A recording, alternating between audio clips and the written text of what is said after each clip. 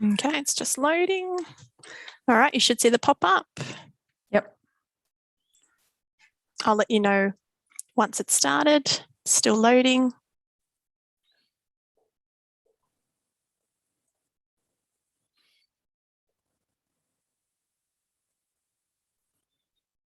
And go for it. Hi, everybody. Welcome to our first Q&A for the Tocal Field Day today. I'm Kelly Lees, Education Officer Honeybees, and with me is my colleague Bianca Jiggins. And we are here also with a panel of experts from the morning session. So we're going to be directing some of the questions that have come through today to those panel of experts. And I'll hand over to Bianca to ask the first questions to Trevor. Hey Trevor, how are you going? Thanks for joining us today. So the first question came through, what will the outcome of the National Honeybee Pest Surveillance Program review mean for surveillance if it doesn't receive further funding? The actual National Bee Pest Surveillance Program review looking, as you say, is looking at the funding of it. If we don't get full funding from the other parties that we've had in the past, then the program will have to be scaled back to suit the amount of money that we put in. Our industry puts in something like about $400,000 into that program, and we have in-kind support from a lot of the state departments. So if we don't get the full funding from things like people like Horticulture Innovation and that, then we will just have to prune the program back to suit the money that we have. Okay, cool. And there was one more question for you. And we're talking about what's the progress, there was talk a little while ago, what's the progress that's been made around the discussion of a levy on pollination, similar to the honey levy that's paid by commercial beekeepers? We've received legal advice that a pollination levy at this current stage under the current legislation cannot be put in place because it's a service, it's not a commodity. Levies can only be put on commodities, that's why we have it on honey. Pollination is a service. We are trying to get some further advice on this because we know, for instance, that stallions and horses have a fee on the service when they service the mares. So how can that be the case if that's not called a service? The government is also having a review on the legislation and what can be levied and what can't be, but that will be a 2 to 3 year program that will be put in place, and you wouldn't expect anything within 3 years. But we've still certainly got it on the cards, and we're still looking at it to see if there is some way that something can be put in place. So what would happen is we'd make up a proposal, and then we'd go out to all the beekeepers in Australia through the member bodies of ARBIC and seeking approval then. Okay, cool. Thank you. So we'll keep an eye out. Yeah, for sure. I think this will be critical given that a lot of beekeepers are now making a large portion of their income from pollination services. Yeah, I think there's a little bit of room in that $4.6 billion to maybe contribute to better research and more research into everything that we're doing here in the industry. So hopefully that will be good in the future. Kelly, I think it's your turn to ask a couple of questions. Yep. So a question for Dr. Shomi. How do you train to be a honey assessor or honey judge? Thank you, Kelly. That's a great question. I do not believe that you need a specific kind of like a training, especially the knowledge. I think the best part is if you are already dealing with a particular product, suppose you are dealing with honey and then you wanted to be a honey judge. There are lots of way you can get trained, like, participate in your local show judging and actually share the interest that you wanted to be a judge. And because from my perspective, I have been trained as a sensory and consumer research scientist from academic point of view. And then after coming to Australia and when I did my PhD, I got this opportunity to be part of a judging panel. And then slowly, I think with the exposure, you get to know the product. But because the fundamental principle of judging is still the same, you have to look at the product, you have to appreciate the color, you have to smell the product, taste the product. If possible, depending on the product, you can touch, like, the wax when we are judging compared to the honey. And then you actually work as a group of judges together. And based on the experience, in that same group, someone probably has 20 years of judging, someone probably just starting.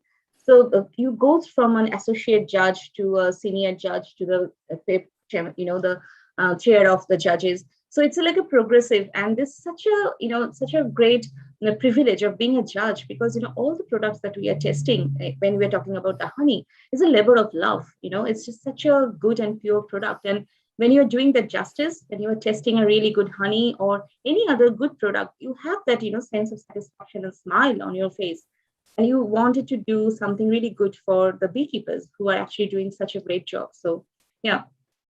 Yeah, great. Do you find it hard to put aside your personal tastes when you're doing it? Yes, I think that's one of the biggest attribute for a judge. A judge should be very, very independent and having no bias of the product. So when we are doing the judging, most of the products we are doing in a blind testing. So in the judging process, there is a steward who actually has all the knowledge about the product. Okay, and then he or she will put either like a number code, 3-digit random number, or some kind of a different, like a combination of number and letters. But what the judges don't know anything about. So judges are getting just a blank, bottle of honey. And I think during my presentation, I showed when I judged this year in the TAMOD, the inaugural New South Wales Apiarist Association honey judging, I was just given like a bottle of honey without any label, anything, obviously from a particular category. So the light honey to the dark honey, because we can't do light and dark together in the same judging, because it will not be appropriate. Yep. Great. Thank you. Now, someone also asked, is there a honey wheel available for Australian and New South Wales honey specifically? And if there is, where can you get it from? That's a very good question, because I think why it is so important. The one that is really available worldwide is from the UC Davis, University of California, Davis from USA, and they have done such a great research of developing that particular honey flavor wheel, which is actually encompassing all the diversity of different flora that you can actually taste and get account to for producing honey. But unfortunately in Australia there was no such like a national or an uniform kind of a honey flavor wheel. I actually tried to put a project together a couple of years back, obviously with drought and bushfire, that did not go ahead. But I think that would be a wonderful opportunity for specifically for Australian honey and Australian native honey, because we have so much to offer, Kelly, if we can actually do that. And just imagine the amount of education, the reach between the beekeepers and the consumers would be. You can actually give the honey that you have from your beekeeping business, and then have that particular flavor wheel together, and then you can highlight that this part of the flavor wheel responds to my honey, and then this will actually create the discussion. So there are some obviously available from the commercial beekeepers, for their honey, but there's not much being done as far as I know. Thank you. Yeah, great. And one final question. Someone asked about the Royal Agricultural Easter Show in Sydney and whether that judging is going to be certified or changed or upgraded. I think, as far as my knowledge, they are doing some discussion, but because I know that the judging in the Royal Agricultural Show in Sydney is already a very high standard, because they have a standard methodology of doing the judging, how they're actually making sure the products are all blind coded. And so I think there are lots of discussion happening, and I think with the COVID and there are some discussion that happened but couldn't go ahead. So I'll be really looking forward for next year. And, I think if someone is interested, please let them know to contact the Royal Agricultural Society, because they always look for feedback to how to improve the judging. Yeah. Thanks, Kelly. Yeah, great. Thank you. That was fantastic. All right. This question is for either Belinda or Khushbu or both. Someone asked, has the number of pests and diseases that have been identified, have the diseases actually increased, or are we just identifying more viruses and pests and diseases now because of better technology? Yeah, I would say that the evidence suggests that the diseases have probably been around forever. If we've got them recorded over 2,000 years ago, they've probably been around forever. But with the prevalence of obviously bringing European bees in for honey production and more people traveling around the world, boats, things being moving around, the prevalence of the diseases moving around the world has probably become a lot more distinct, and also the technology and the research into the diseases has certainly come a long way in the last couple of 100 years. So that's why we're now detecting them more, and we've got more technology, better microscopes, and more information out there in the world about them. So detection has definitely become the key. Yep, that's what I suspected Yes, was the very case. true, yeah. Yep. Did you have anything to add to that, Khushbu? No, whatever she said, that's what I really meant. Yeah. Yep. Okay. So someone asked about OTC masking the symptoms of AFB. Yes. Someone also asked what OTC stood for as well. Oxytetracycline. Yes. It's antibiotic that we used, or it shouldn't be, but that people use for the treatment of American foulbrood.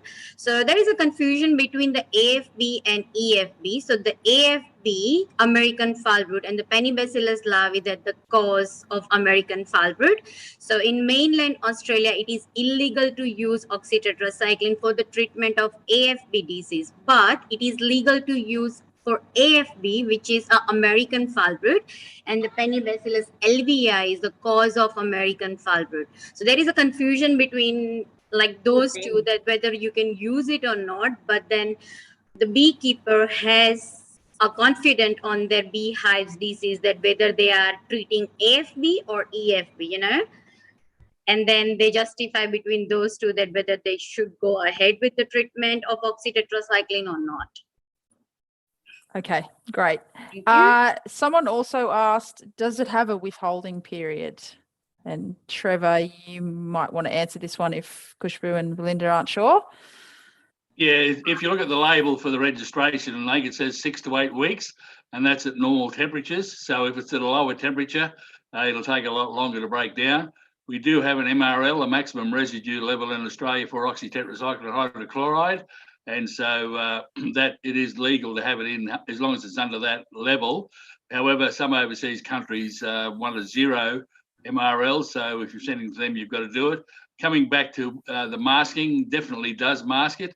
If you go back, and there's some research done many years ago by Russell Goodman, who was a Victorian departmental officer, and Dr. Ben Aldroyd when he worked for the Victorian Department, and they treated hives that had AFB with the dose rate that they used for European foulbrood. And they found that the hives did break down. Sometimes it was only a few weeks. Some of them took up to 15 months to finally break down. And the reason for this is that the oxytetracycline will only kill the vegetative stage. It won't kill the spores. So Yes. you're killing what's there in the vegetative, but the spores in the honey, then they can come out and they can turn into the vegetative stage at a later stage and then infect the hive. So yes, definitely does mask it. And as I say, anything up to 15 months that was done, if you can get hold of that work by Russell Goodman and Ben Aldroyd. And I believe that the adult bees would carry the spores with them even after treatment. So it was, wasn't treating the adult bees with the spores. Yeah, at all. Yeah. True. Yeah, that's right. That infection's just going to pop up again, Pop up even though again you've because sort of gotten rid of some signs of it. And there was one other question about hot wax dipping and what temperature and for how long and those sorts of things. And we had a discussion before we started the Q&A with Trevor about different climatic conditions as well. So I think I'll go to Trevor again and get you to address that. Yeah, hot wax dipping is, I think it's climatic. If you've got a situation like Victoria where your climate is not as bad as, say, in Queensland, then it certainly does work. We had boxes that were done up as part of the port surveillance program within the National Bee Pest Surveillance Program. They were wax dipped and sent to Cairns. And within 2 to 3 years, they started to rot.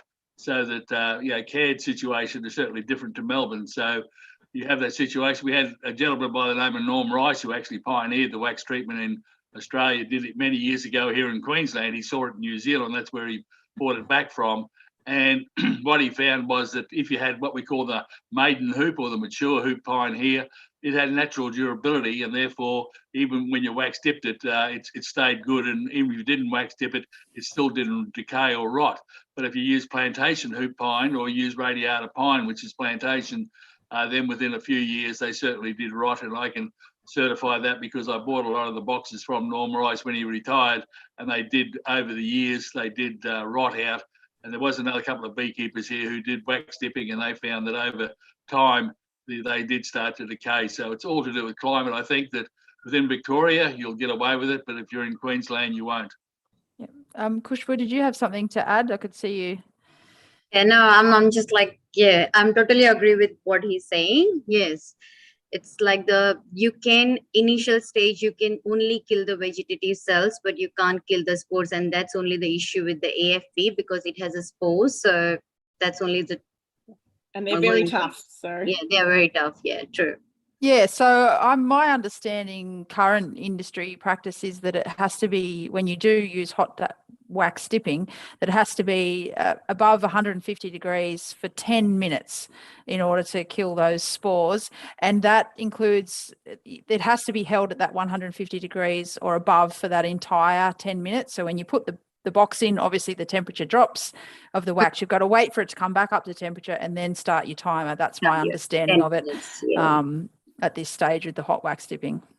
Mm-hmm. And also, if you look at the original work came out of Argentina, they did the work there looking at temperatures and that. So certainly there's those temperatures, because I was part of work back in the 1990s here in Queensland looking at heat treatment on American foul brood spores and supers.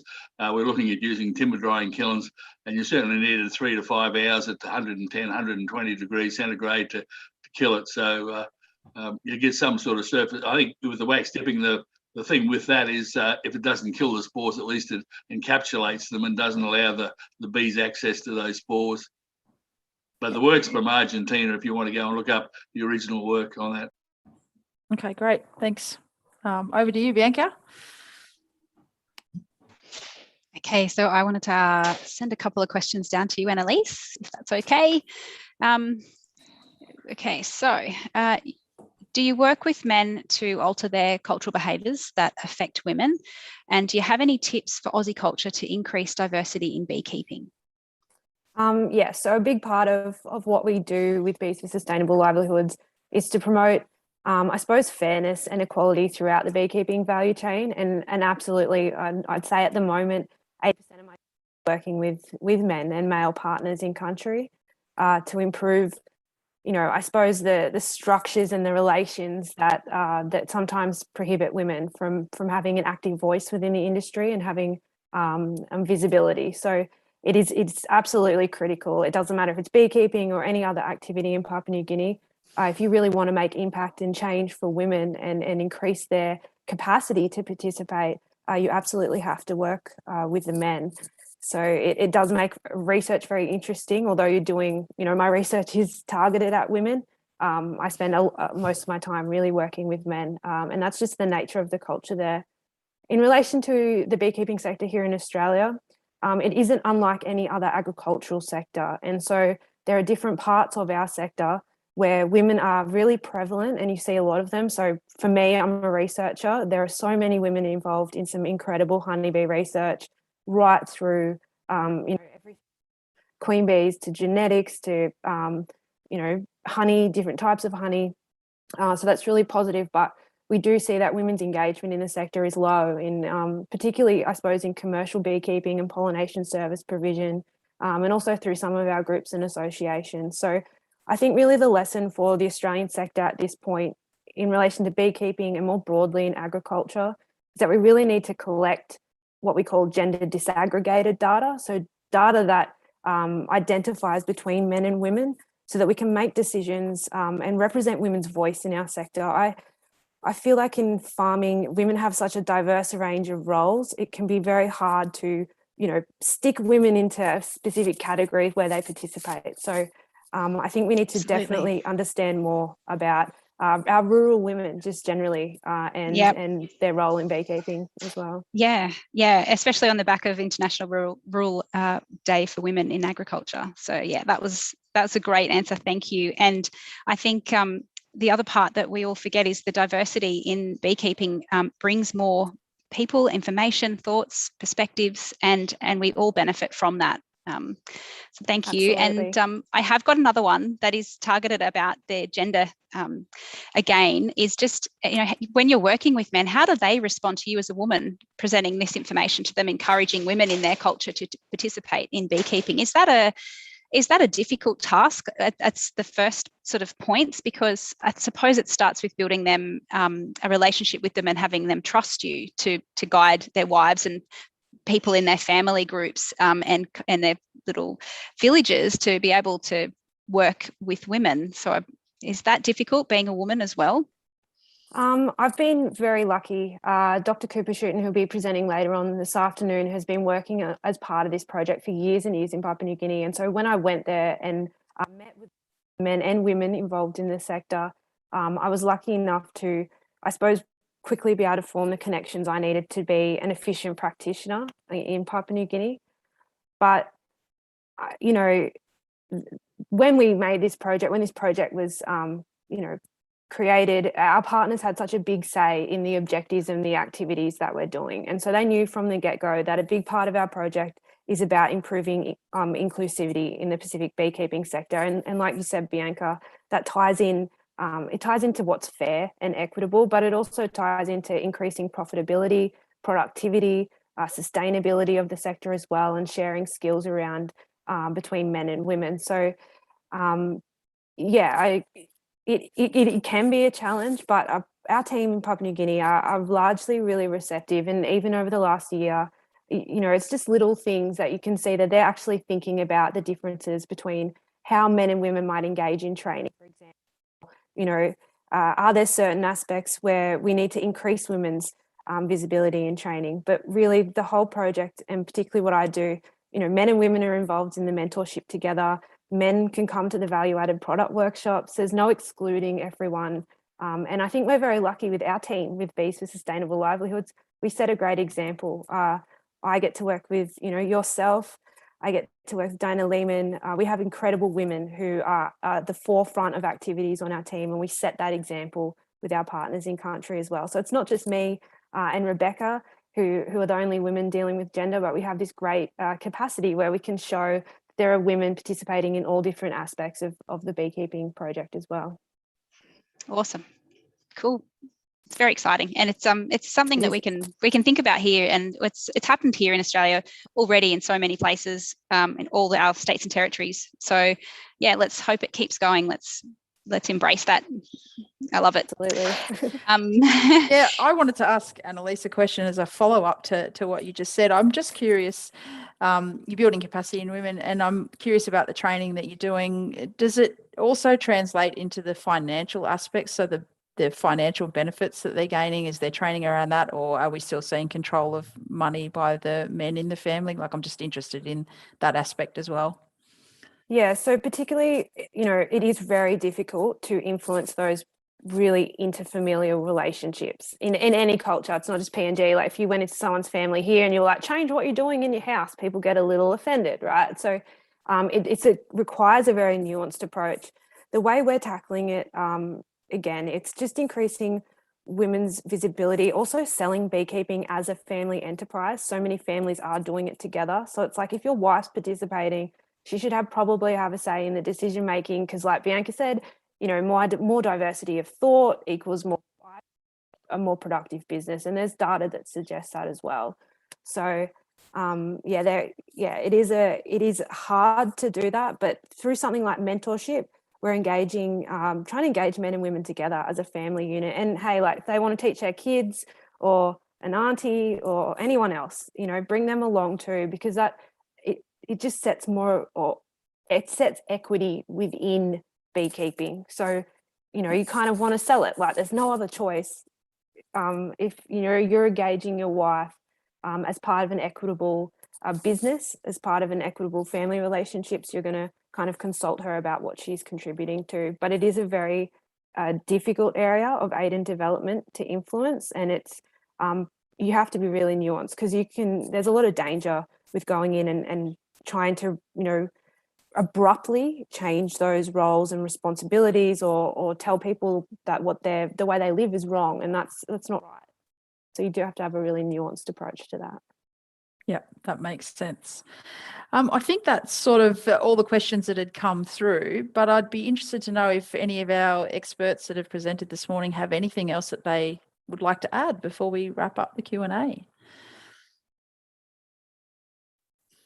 I think, Kelly, I was actually, going through all the answers and listening to everyone. I think we have such a great privilege, actually presenting to the world and actually offer what Australia can do in terms of, beekeeping and some of the practices that we follow. It's just so world leading. So I think that through this this Tocal Beekeepers Field Day, we just get just a little glimpse of what everyone is doing.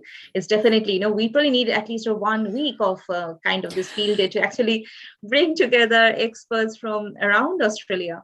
But from the honey judging and tasting point of view, I think one of the biggest part of judging or tasting is that the tasting the ultimate product. All of the other things that everyone is doing, what they're doing to actually develop a product that is going to bring happiness, satisfaction, and the joy. Think about the beer, when he was having that full glass of honey. So I think from that honey flavor wheel or the sensory wheel, I think that's one of my biggest area that if I can actually do some contribution towards developing that, because I think what we already have from the United States, it just actually shows the northern hemisphere and southern hemisphere, we have a lot of difference, in that the flora, the working bees are getting the nectar from the different plants, which are probably not available in those countries, and vice versa. So I think it is really important to actually get that connection and communication going and bringing everyone together. I think this is such a a great privilege to be, to be invited and present today. But also this actually opens the opportunity for further talks among the researchers and actually working together. Yeah. Yeah, absolutely. Yeah, we've got a really robust industry.